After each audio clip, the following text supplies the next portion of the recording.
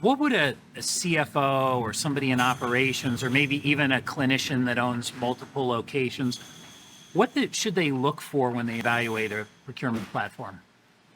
Yeah, so I think before you get into the procurement, any sort of purchase, right, you want to first evaluate what are you trying to accomplish, right? So what is the goal of the business? Is this something where I want to put something in where I'm just going to make ordering faster or easier, right? Or are there financial metrics or objectives that you have in place? And I know when we used to, you know, do demos of procurement, the conversations we would always ask would be like, what are your objectives? And often it was just make it easier for the practices. That was the primary get your foot in the door goal.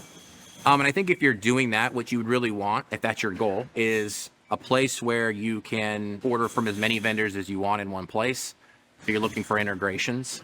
How many integrations do you have? I think it's important to dive into what type of integrations. There are a lot of different ways to send data back and forth from a procurement software to a supplier.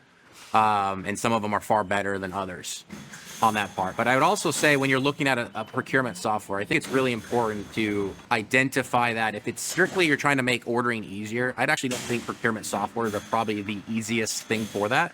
Because if you think about it, you're intercepting or you're interjecting a software in the middle of your relationship with your suppliers. And so if it's just about making things easier, on the surface it sounds easier. You got one place, all your stuff's in there. But you got all these integrations and back orders and having to send things back, and all that stuff does add a little complexity.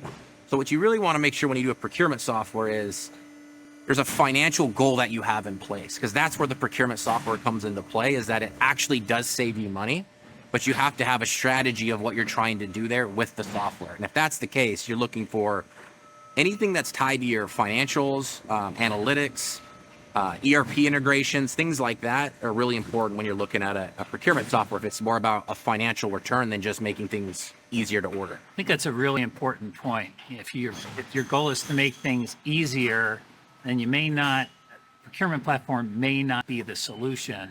Your distribution partner may already have a solution for you that you're already using or is easier than bringing in, like you said, another software.